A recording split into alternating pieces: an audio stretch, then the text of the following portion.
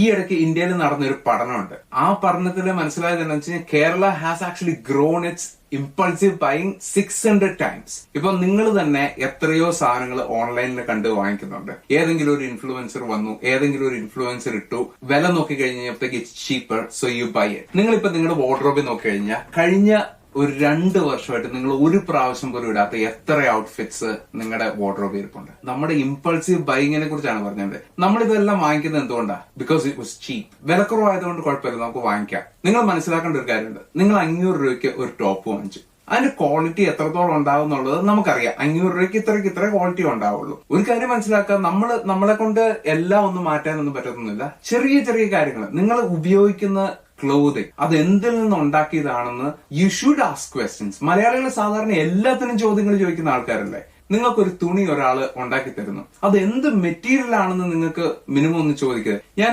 ഞാൻ ഇതിനെ കുറിച്ച് റിസർച്ചുകൾ നടത്തുന്നുണ്ട്. കാര്യം വെച്ചാൽ I have got A brand my self. അപ്പം നമ്മളിങ്ങനെ ഓരോ ആൾക്കാരുടെ ഇത് കയറി നോക്കുക, കമന്റ്സ് കയറി നോക്കുമ്പോഴത്തേക്ക് price please, price please. Price മാത്രമാണ് ആൾക്കാർക്ക് അറിയേണ്ടത്. ഇത് അവർ പലരും ഉപയോഗിക്കാറ് പോലുമില്ല. പ്രൈസ് കുറവായത് കാരണം വാങ്ങിച്ചു വെക്കുന്നു. ചിന്തിക്കുക, think twice before you buy anything. So see you soon.